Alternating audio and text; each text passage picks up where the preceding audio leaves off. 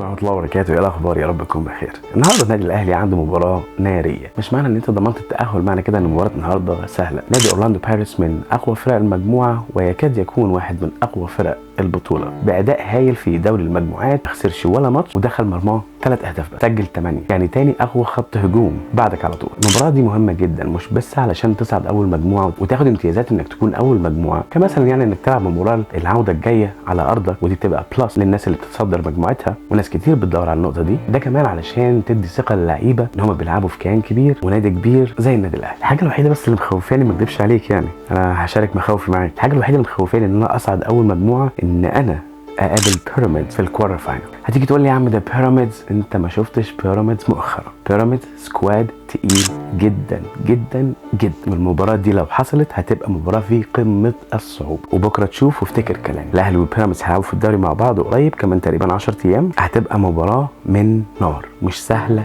نهائي. واحنا طبعا كلنا شايفين المستوى المتذبذب اللي بيمر بيه النادي الاهلي الفترات دي، على عكس بيراميدز اللي بيعيش حاله استقرار وفنيات عاليه جدا ولاعيبه كلاس اي في كل المراكز. فما اكدبش عليك، هي دي ممكن تكون الحاجه الوحيده اللي مخوفاني، ولكن انا الاهلي وسابقى الاهلي باسمي وبطولاتي وكياني، وكل الفرق مهما كانت مين برضه بتعمل لي اعتبار. يعني زي ما انا كمشجع اهلاوي متخوف بعض الشيء من بيراميدز، وده طبيعي جدا، بيراميدز عامل مستويات هايله وده حقه، لكن ده برضه ما يخفيش ان بيراميدز خايف من مواجهه الاهلي. قبل ما ندخل في مجريات المباراه، التشكيل المتوقع وطريقه اللعب، نقط القوه ونقط الضعف، عايز بس اوجه رساله لكل المشجعين الاهلاويين. دوري الابطال تشامبيونز ليج السنه دي غير، اصعب 100 مره من اللي قبله واللي قبله. في بعض الفرق زي الترجي فايق جدا السنه دي، عندك الجيش الملكي فايق جدا السنه دي، بيراميدز يعني بيراميدز شوف انت بيراميدز فين دلوقتي، وكلام لك يا جاره، شوف بيراميدز فين دلوقتي، سان داونز، فانت لسه قدامك ليفل الوحش. فعشان كده لازم نكون منتبهين لحاجه زي كده، عايزين نسرع في الصفقات بتاعتنا، وحتى لو ما جاتش انا ابدا اشتغل على السكواد اللي عندي، ادي كل اللعيبه اللي عندي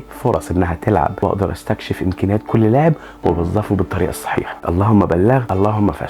نرجع لمباراتنا، الاهلي اورلاندو بايرتس، المباراه الناريه على صفيح ساخن لتحديد المركز الاول والثاني. اورلاندو بايرتس يكفيه التعادل او الفوز، النادي الاهلي لازم يفوز علشان يبقى اول مجموعه. نادي اورلاندو بايرتس بيتصدر المجموعه دي برصيد 11 نقطه، وبعد كده بيجي الاهلي برصيد 10 نقط، وشباب بلوزداد وستاد ابيجان اوت. بس ده ما يمنعش ان النادي الاهلي داخل المباراه دي بمعنويات مرتفعه جدا. طب ليه الكلام ده؟ لان الاهلي فايز اخر مباراه كان على الجونه 2-0 بهدفين امام عاشور المتالق الفتره الاخيره، وكمان عمر الساعي بدا ان هو ياخد فرصه، معنوياته مرتفعه، رجوع محمد هاني الحمد لله من الاصابه، كمان المباراه دي هتشهد رجوع الهداف بتاعنا وسام ابو علي، كمان عمر كمان عبد الواحد، وفوق ده كله كلنا اطمنا على مستوى مصطفى شوبير اللي عامل اداء بصراحه ولا اروع. وكمان عشان ما انساش وادي له حقه كريم الدبيس. كريم الدبيس في اخر كام مباراه اثبت فعلا ان هو جدير بالبقاء في النادي الاهلي، مش بس على دكه الاحتياطي، ده في التشكيل الاساسي كمان. بص انا مش عايز اضخم الموضوع زياده عن اللزوم واقول لك اورلاندو بايرتس ده هو ريال مدريد، او ريال مدريد ايه بقى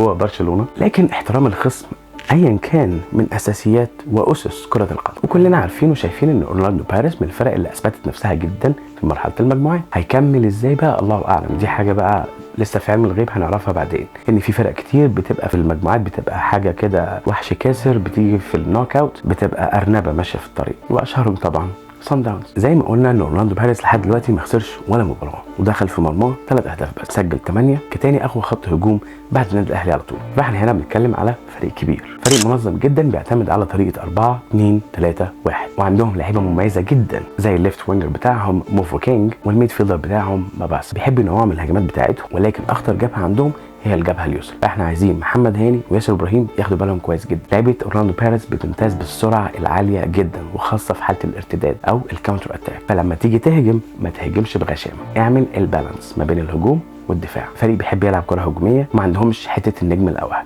هو بيلعب كيونت كامله متكامله مع بعض. فريق اورلاندو بايرتس بيحب يشوط قوي من بره ال 18، يعني انت لو بصيت على الهدف الثاني اللي سجله في شباب بلوزداد، اللاعب المتميز بتاعهم امباتا شاط شوطه من بره ال 18 بكتير، الحارس حرفيا ما شافهاش. يا شناوي خد بالك، ومش هنقول تاني. يعني دي ممكن تكون من اهم مميزات فريق اورلاندو بايرتس. اما بقى من اهم عيوبه بيحب يلعب جدا على مصيدة التسلل. مصيدة التسلل هنا وسام ابو علي يقدر يستغلها ويلعب في المساحات براحته. لو ظبط نفسه مع الثلاثه اللي ورا وسام ابو علي هيجيله انفرادات كتير جدا، سواء وسام او امام عاشور، ولسه هنشوف التشكيل كمان شويه. بيعيب برضه فريق اورلاندو بايرتس هو التمركز الدفاعي. اوقات كتير السنتر باكس بتوعهم بيكونوا تايهين في الملعب، وخاصه لما تكون الكره مرفوعه. يعني اوفر اول خط الدفاع بيبقى فيه كوارث، وبس عايز مهاجم والوينجرز يكونوا عارفين بيعملوا ايه. الضغط العالي من البدايه مهم جدا، لان برضه المدافعين بتوعهم بيتلخبطوا جدا لما بيتضغط عليهم ضغط عالي، ودي حاجه طبعا وسام ابو علي متميز بيها. نيجي بقى عند التشكيل الامثل للمباراه. تشكيل النهارده برضه هيكون غير شويه. حراس المرمى خلاص انا مش هقدر ان انا اقرر الشناوي والشوبير، الاثنين عندي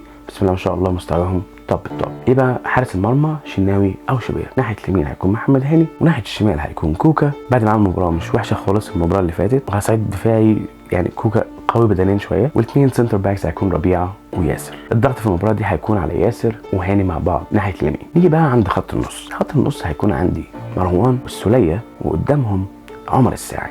اسمع مني، عمر الساعي شايفه ما اداش كويس، طلعه ونزل قفشه. ناحيه الشمال حبيت تريح امام عاشور بعد المجهود الخرافي اللي عمله الكام مباراه اللي فاتت، ممكن تنزل مكانه كريم الدبيس. اشتغل في الليفت وينجر دي شويه، وبصراحه عمل اداء ولا اروع. والناحيه اليمين للاسف ما عندناش غيره حسين الشحات. عايز تطلع الشحات وتنزل الساعي مكانه اوكي، بس انت كده بتظلم الساعي. الساعي بيلاقي نفسه اكتر في نص الملعب. وطبعا خط الهجوم عندنا لاعبنا الفلسطيني وسام ابو علي. ده التشكيل الاقرب للمباراه من وجهه نظري. ان شاء الله رب العالمين هنشوف النهارده هيحصل ايه. ان شاء الله نستمتع بمباراه كويسه، النادي الاهلي يرجع يقف على رجله من تاني. وان شاء الله في الفيديوهات الجايه هنبدا نعمل فيديوهات مفصله عن الفرق المتوقع انها تقابل النادي الاهلي في الكوارتر فاينل. تقدر بقى تقول لي دلوقتي يا ترى المباراه هتنتهي كام، وكمان مين هيسجل الاهداف. اشوفك بعد الماتش.